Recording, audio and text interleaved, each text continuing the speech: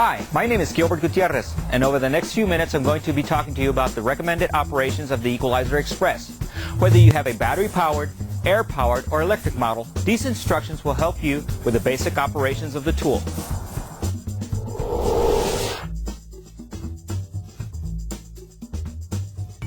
Before you get started, remember these important guidelines. Keep the EQUALIZER Express blades sharp. This will not only make removing the glass easier, but it will also help extend the life of the EQUALIZER Express. Keep the sheath lubricated with high heat grease. This will keep the sheath from getting too hot. Never slam the battery into an EQUALIZER Express. This will damage the tool. If you have an AC powered EQUALIZER Express, be sure not to yank the power cord out of the outlet. If you have an EQUALIZER Express Air, be sure to keep it oiled daily and only operate it at 90 psi. And most importantly, always wear appropriate safety gear when removing glass.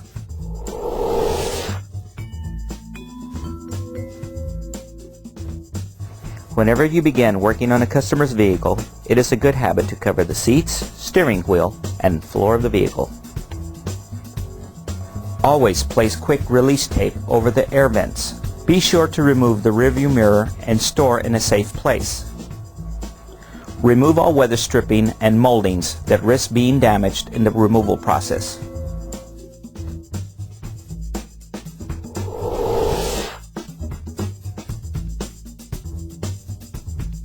Use quick release tape to mask the fenders and hood of the vehicle. Remove the windshield wipers and cowling and store in a safe place. Mark the stops on the windshield with quick release tape. Mark the position of the VIN plate on your windshield.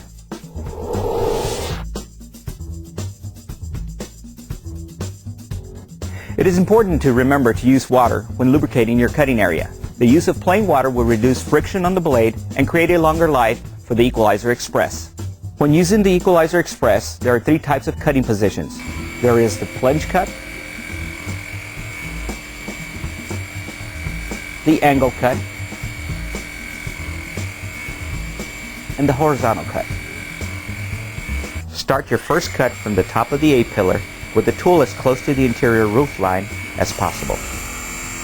While cutting, keep the body of the tool as close as possible to the A-pillar.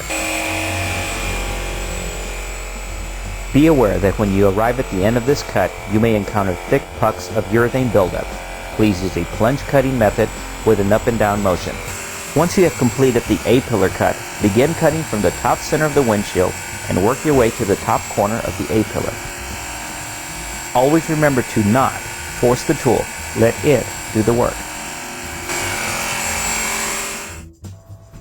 Now remove the blade and turn it over. Reinsert it into the tool. This will enable you to finish the cut along the top in a comfortable and safe manner. Continue cutting from the center of the windshield to the top of the opposite A-pillar.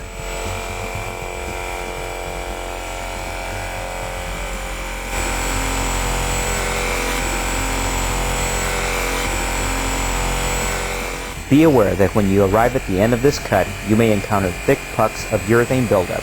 Please use a plunge cutting method with an up and down motion. After plunge cutting, use a slight left to right cutting action to ensure a complete cut.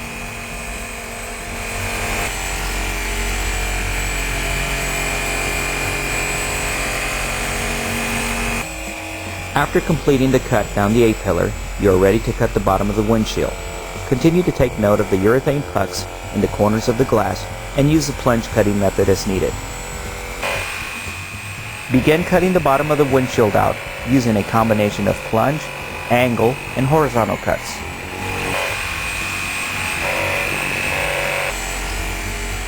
Cut over the stops you have marked.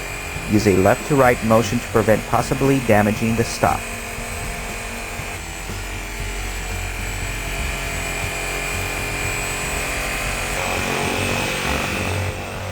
As you can see, the angle cutting method is beneficial when cutting below the dash. Always remember to not force the tool. Let it do the work.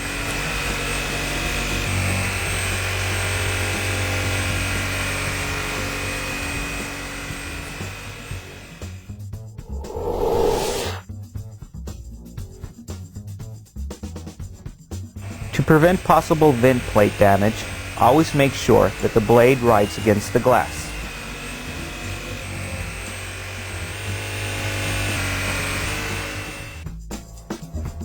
After all cuts have been made, you are now ready to remove the windshield. Always remember to use plain water to lubricate your cutting area. Keep your Equalizer Express blade sharp and let the tool do the work.